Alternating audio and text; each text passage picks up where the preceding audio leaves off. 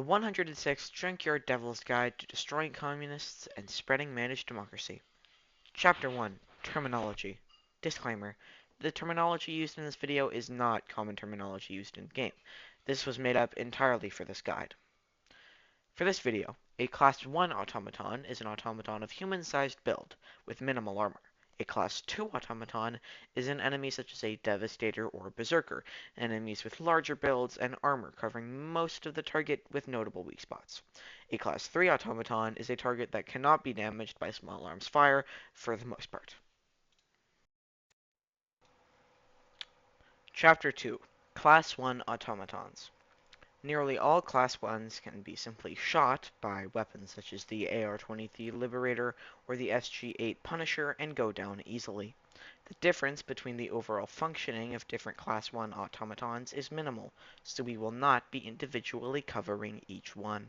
The only real notable ability Class 1 automatons possess is the ability to call in more powerful reinforcements. In short, if you see small or moderate amounts of Class 1 automatons, simply shoot them. No need for stratagems or other tools. However, it is noted that you should prioritize automatons holding a red flare. The first automaton we will go over is the Berserker. The Berserker is an automaton that is entirely restricted to melee combat. Its most notable weak spot is its red glowing skull. The most effective strategy is to maintain a medium distance from the Berserker, firing into its weak spot. One should avoid melee combat with a Berserker at all costs. Devastator is an automaton best suited for medium-range combat. It has a cannon attached to its hand as its main combat weapon. It has two weak points. The most notable of this is the red skull, in the same location as almost all Class 2 automatons. It has a weak point in its pelvis as well, which is less potent than the prior mentioned skull weak point. The Devastator, while powerful, does not have overwhelming damage, and the best strategy for protecting yourself and completing objectives is to shoot the skull before it can inflict much damage. The Rocket Devastator is nearly identical to the Devastator, with one major difference. It has several rockets that can be launched from its shoulders.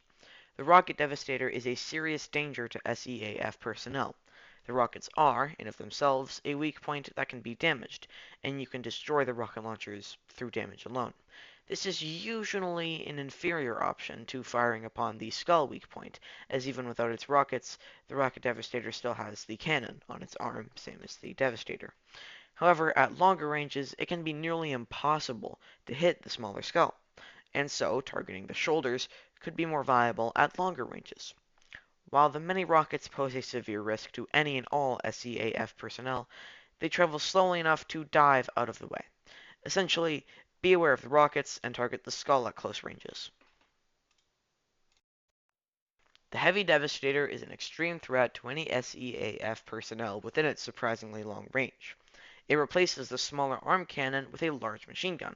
It also holds a massive shield, protecting most of its front-facing body. It has the Telltale Skull weak point that is extremely common among Class 2 automatons, and that is the recommended weak point that you should be shooting it. The shield is nearly impenetrable and should not be shot at. The arm cannon can also be shot off with medium armor-penetrating rounds. The only reliable way to truly destroy a Heavy Devastator, however, is to shoot the skull weak point. However, this is extremely difficult with most weapons at longer ranges, requiring close quarters combat, which is the exact range in which the Heavy Devastator is the most effective. This is a difficult matchup, but often you can simply destroy it before it kills you at short ranges, especially if you are hiding behind cover. When engaging them at larger quantities, or when it is accompanied by other Class 2 automatons, it may be worth it to use some simple stratagems, such as an Eagle strafing run. Please note, do not attempt to use stratagem weapons such as autocannons on the shield. The Scout Strider is another Class 2 automaton notable for its ability to pilot a machine that is armored in the front. The legs function as weak points if you have medium armor-penetrating rounds. However, the by far simplest way to dismantle this enemy of managed democracy is to shoot at it from the sides and back to eliminate the pilot. There is a variant known as the Reinforced Scout Strider with armor covering all of its cockpit. Both variants have high damage, with the reinforced version having missiles similar to the Rocket Devastator. Therein lies its weak point, as you can simply shoot at the missiles on the side to destroy it. The best strategy is to maintain close distance to make maneuvering to the correct position to target the weak spots, and unleash freedom when they are in sight. Chapter 4: Class 3 Automatons. The textbook Class 3 automaton is the Hulk. Hulks come in multiple forms, such as Bruiser or Scorcher. However, the general process is similar enough, we will cover all of them here. Automaton Hulks have two primary weak spots, one on the back and one in the front. The one at the front is smaller, marked by a red light. It requires medium armor penetration to damage this, but if one has proper skill, the Hulk will very much reveal it to you. The direct opposite occurs in the weak spot in the back. While the Hulk is aware of you, it will be extremely difficult to hit the back spot. However, you can damage the spot with light armor penetration, which is the only area on the Hulk where such is available. But, all in all, the best way to take down a Hulk will always be a stratagem or an anti-tank support weapon. One shot from the recoilless rifle will take down a Hulk, and a few shots from the autocannon will do the same.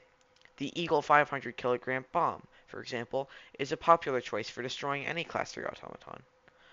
One thing that all types of Hulks have, besides an unreasonable hatred of liberty, is that they excel at close to medium range.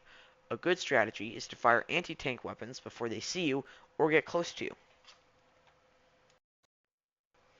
Another Class 3 automaton that is extremely common on the battlefield is the tank.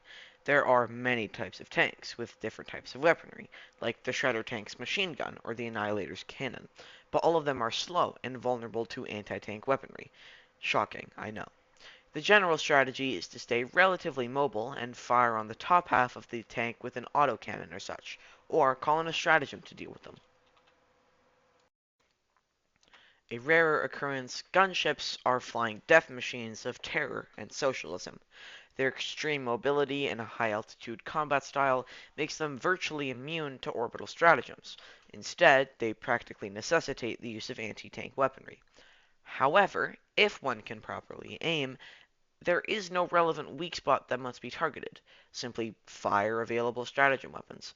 Be mindful, however, of the gunship machine gun and missile launchers. Gunships also often come in twos or threes. In short, target gunship groups with stratagem weapons, but not stratagems themselves, and stay mobile in between shots. A symbol of the automaton threat to the liberty of Super-Earth citizens, the Factory Strider is a rare colossus of dangerous weapons and devastator production. Many Helldivers have mistaken it for a mountain until it started lumbering towards them and barraging them with overwhelming firepower. It has multiple weak spots, such as its eyes, the bottom of its stomach when it opens up, and some areas on the side. Most of these weak points are marked with a red glow. However, even when targeting these weak spots, they are machines of unbelievable resilience. If truly destroying one is out of the picture, which is more common than one would believe, it is possible to disarm the titanic enemy of Super-Earth and retreat. The Factory Strider has one giant cannon on top of its back and two smaller machine guns at the bottom of its head, all of which can be destroyed with a single shot of the recoilless rifle each. Even when its main guns are completely offline, the Strider still poses a threat due to its unique ability. A Factory Strider can spawn groups of up to 4 Devastators at a time. Destroying Devastators is not all that difficult, and the methods to do so are outlined in this guide, but they can add additional pressure. In short, target the red glow wherever you see it, watch out for Devastators, and try to dismantle the main guns if all else fails. Factory Striders are arguably your biggest threat on the automaton front, and they should be regarded with extreme caution and as many explosions as possible. Chapter 5: Automaton Infrastructure. One of the most useful advantages the Helldivers have to high command is the ability to destroy important infrastructure behind enemy lines. There are many examples of these types of buildings, but the most common is the humble fabricator.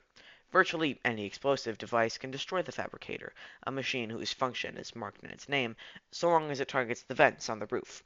Fabricators are the heart of outposts, and destroying all of them will severely undermine enemy control of the area. There are other types of infrastructure that provide no detriment to the Helldivers on the field, but are still crucial targets, such as orbital cannons and bioprocessors. Others cause direct threats to present Helldiver squads.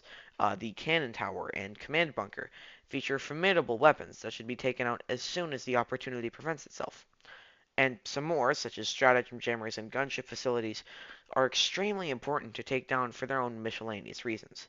Almost all of these targets should be removed with a hell bomb, with the exception of cannon towers and fabricators, which can be removed using anti-tank weaponry and available stratagems. The 106th Helldiver Regiment, also known as the Junkyard Devils, encourage upcoming Helldivers to use this critical advice in the field, as well as to join our Discord server with the ultimate mission of pushing the toasters back to Cyberstan